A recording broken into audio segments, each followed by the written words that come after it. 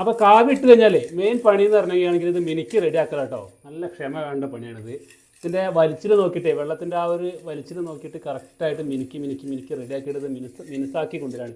പണ്ട് കാലത്തൊക്കെ ഒരു കല്ലുണ്ടായിരുന്നു, ആ കല്ലുകൊണ്ട് മിനുക്കി മിനുക്കി നല്ല കണ്ണാടി പോലെ വെട്ടി തിളങ്ങുന്ന രീതിയിലാക്കും കേട്ടോ. ഇവിടെ ഒരു റെഫ്യൂസാണ്, വല്ലാതെ ഓവറായിട്ട് മിനുക്കേണ്ട കാര്യമില്ല. എന്നാലും അത്യാവശ്യം നല്ല രീതിയിൽ തന്നെ മിനുക്കി ഞങ്ങൾ ഈ ഒരു റൂം കാവിട്ട് റെഡിയാക്കുകയാണ്. അപ്പോൾ ഇതിപ്പോൾ ഏകദേശം 65 സ്ക്വയർ ഫീറ്റോളം വരുന്നുണ്ട് കേട്ടോ. അതിലേക്ക് ഞങ്ങൾക്ക് വന്നത് 1 കിലോ കാവിയാണ്, അതുപോലെ ഒരു 2 കിലോ വൈറ്റ് സിമെൻറ്റ് വന്നിട്ടുണ്ട്.